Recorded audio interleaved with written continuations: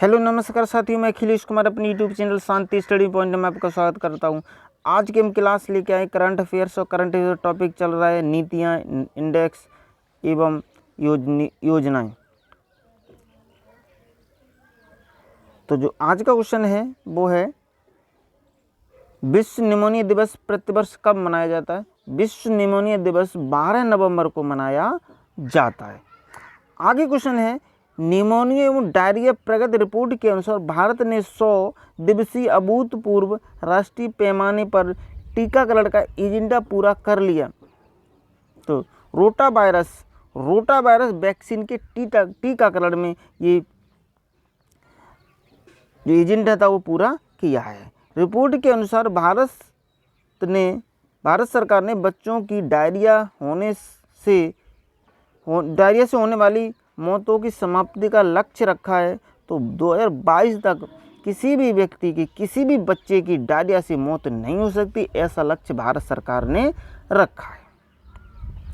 आगे क्वेश्चन है 20 अक्टूबर 2020 को नीति आयोग द्वारा जारी हुआ सूचकांक जो केंद्रीय क्षेत्र की योजनाओं और केंद्र प्रायोजित योजनाओं को लागू करने के मामले में विभिन्न मंत्रालयों व विभागों के कार्य प्रदर्शन के आकलन पर आधारित है। तो यह डाटा शासन गुणवत्ता सूचकांक DGQI। आगे क्वेश्चन है 2 अक्टूबर 2014 को प्रधानमंत्री नरेंद्र मोदी द्वारा आरंभ किए गए स्वच्छ भारत मिशन का उद्देश्य क्या है। महात्मा गांधी की 150वीं वर्षगांठ तक देश को खुले में शौच करने से मुक्त करना है। मतलब पूरे देश में हर घर में शौचालय बना के देना है ताकि लोग खुले में शौच करने ना जाएं। आगे सितंबर 2020 को जारी इंडिया हैप्पीनेस रिपोर्ट में शीर्ष स्थान पर प्राप्त करने वाला कौन सा राज्य है। तो पहले स्थान पर मिजोरम है, दूसरे स्थान पर पंजाब है, तीसरे स्थान पर अंडमान और निकोबार है। तो सबसे ज़्यादा जो खुश है वो है मिजोरम। इंडिया हैप्पीनेस रिपोर्ट 2020 में उत्तर प्रदेश का कौन सा स्थान है। तो उत्तर प्रदेश का 10वां स्थान है। आगे है इंडिया हैप्पीनेस रिपोर्ट 2020 के अनुसार देश का सबसे कम प्रसन्न, मतलब सबसे दुखी प्रदेश कौन सा है। सबसे कम प्रसन्न यानी कि सबसे ज़्यादा दुखी प्रदेश है तो वो है छत्तीसगढ़। सबसे ज़्यादा दुखी है वो छत्तीसगढ़ है, सबसे कम प्रसन्न है। सीरो सर्वे किससे संबंधित है। बहुत महत्वपूर्ण प्रश्न है। सीरो सर्वे किससे संबंधित है। तो व्यक्तियों के एक समूह के रक्त सीरम का परीक्षण करने से संबंधित है। आगे है 19 अगस्त 2020 को प्रधानमंत्री नरेंद्र मोदी की अध्यक्षता में केंद्रीय मंत्रिमंडल ने मंजूरी दी है। केंद्रीय भर्ती एजेंसी NRA की स्थापना की जाएगी। केंद्रीय भर्ती एजेंसी के अंतर्गत उम्मीदवारों की भर्ती के लिए वर्ष में 2 बार आयोजित परीक्षा होगी। सामान्य योग्यता परीक्षा यानी common eligibility test CTET exam कराया जाएगा। एक वर्ष में 2 बार होगा। NRA एजेंसी कराएगी।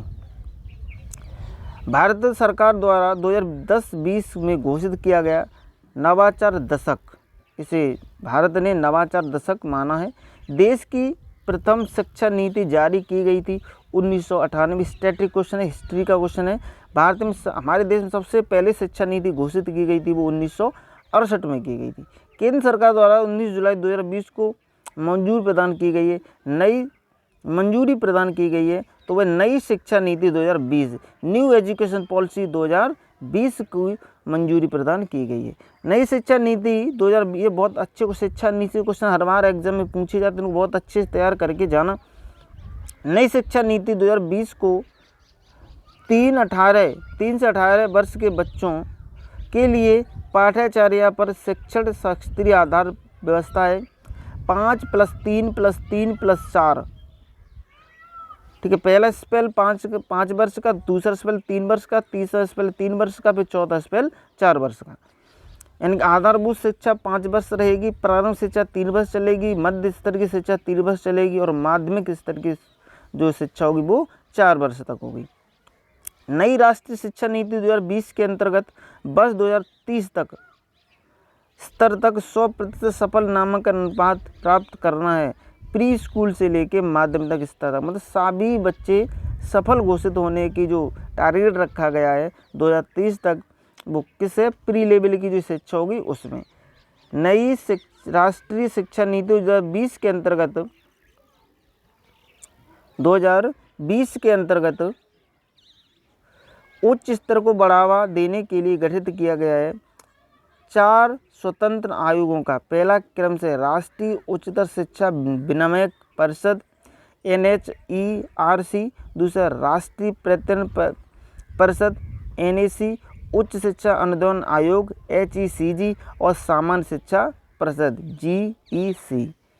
इतने सारे क्वेश्चंस मोस्ट इम्पॉर्टेंट क्वेश्चंस हैं। आप हमारे चैनल को सब्सक्राइब कर लीजिए, ऐसे ही महत्वपूर्ण प्रश्नों की सीरीज चल रही है, तो आप चैनल को सब्सक्राइब कीजिए, वीडियो को लाइक और शेयर कीजिए तथा हम चैनल की बेल आइकन को प्रेस करिए। चलिए मिलते हैं नेक्स्ट वीडियो में। आज की वीडियो यही फिनिश करते हैं।